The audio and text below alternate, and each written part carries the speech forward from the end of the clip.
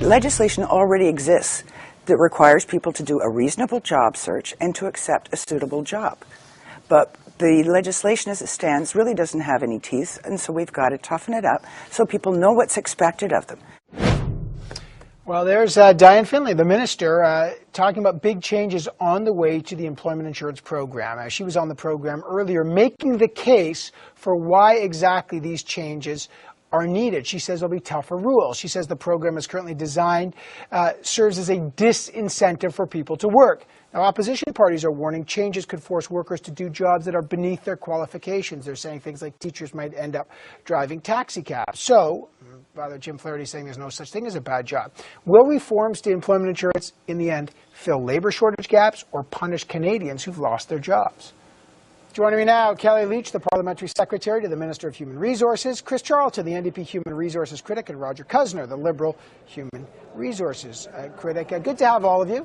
Thanks for having us, Evan. We had Minister Finley on the program earlier saying that they've just, they're just adding teeth to pre-existing legislation. This is all the changes to EI will be to essentially motivate people to get off. Chris Charlton, what's your view on that?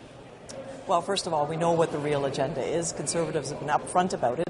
You'll remember that Gerald Keddy said that unemployed Canadians were no good, lazy bastards. The minister has said that her objective was not to make employment insurance lucrative. That was her quote in the House of Commons.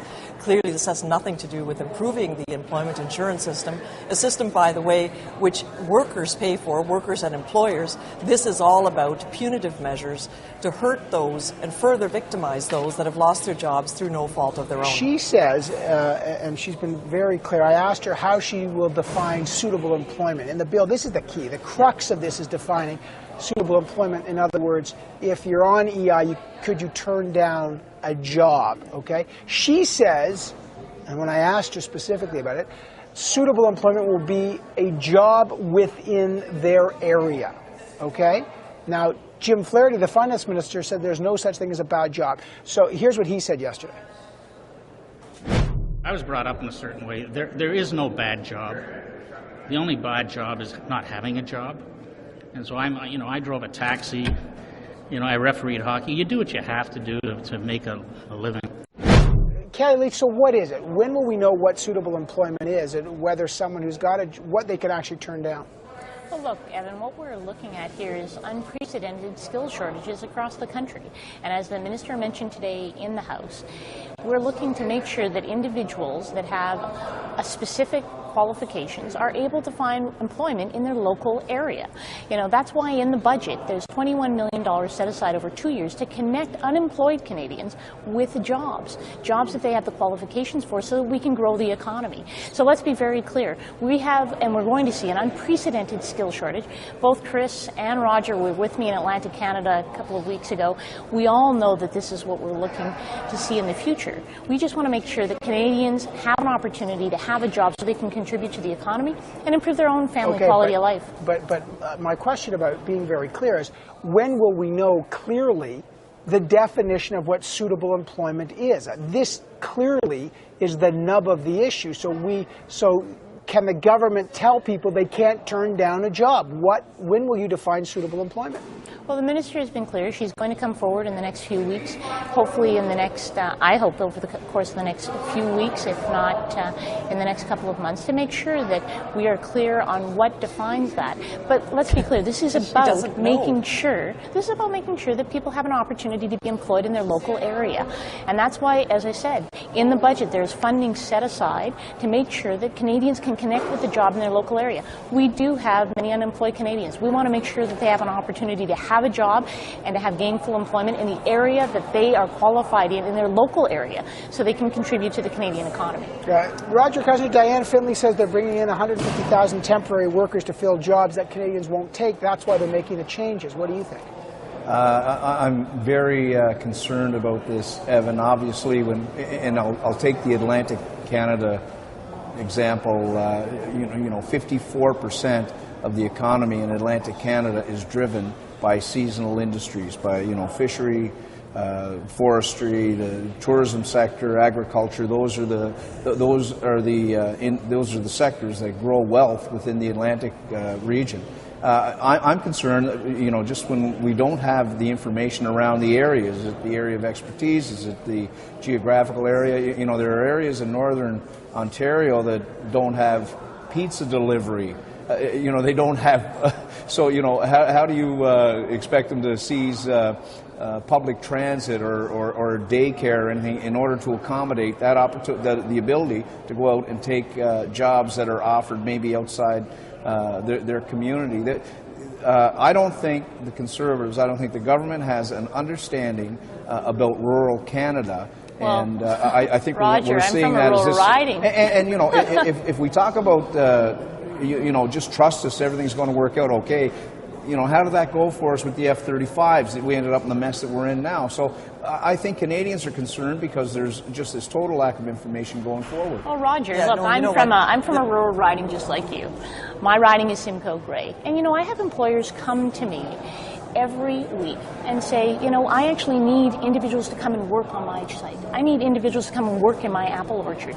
Well, that's exactly what we're responding to. We're making sure that there's an opportunity for employers and employees that have the skills that they can come together to make sure that those employers are successful and employees have an opportunity to be employed. Evan, that's what this is about. Kelly is making it sound like it's just a system of supply and demand. And if that were the case, if employers were willing to pay the right wages, then they would have employees the employers in my riding are willing to pay great wages. With respect, Kelly, I listened to your comments as well.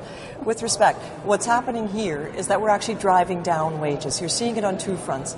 On the one hand, the minister can't define what suitable employment is. On the other hand, she's saying that you can bring in foreign workers and you can pay them 15% less than Canadian workers. So this is all about a race to the bottom. Canadian workers are rightly upset about this. Yes, if there are skills shortages in one part of the country, by all means, let's do something to reduce barriers to labor mobility. It's not about driving down wages, it's about making sure that we connect workers with job opportunities in other parts of the country. And two other aspects, if I could... Let me just ask you then, and I'll ask the opposition party, Chris Charlton and Roger Cousin, a teacher. If a teacher gets laid off, would it be acceptable for a teacher to accept a teaching assistant job, or is nothing but it being a teacher acceptable? What's your view? Well, let's go to a different example that was also raised yesterday. It was, for example, nurses. You'll remember Mike Harris in Ontario saying that nurses were like hula hoops. They were no longer needed in the system. Well, now we have a nursing shortage. What the minister is trying to do is manipulate the job market to drive down wages. People have the right, when they are laid off through no fault of their own, to try and find employment in their field at comparable wages so that we have family-sustaining jobs in this country. That's what the priority ought to be for this government, but it clearly isn't. So let's be very clear. If I could make a point here, Evan. Let me, Mr. Cousin, and then Kelly needs to respond.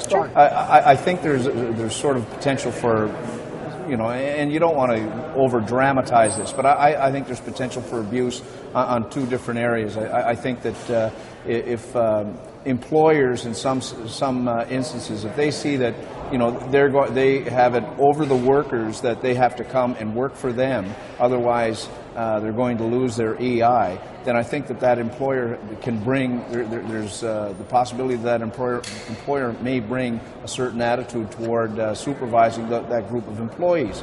I think, if it's a shotgun job marriage here, I think that workers can come in. They could come in with a maybe not so great attitude. They don't want to be there, and I don't think that benefits anybody in that industry or that sector. So it's not anywhere close to being as easy as the Conservatives are laying this out. And I don't think they have the wherewithal. I don't think they have the manpower on the ground to police this kind of, to administer this kind of program. And I asked Mr. Finlay how they would monitor that. Kelly Leach, is a last question to you.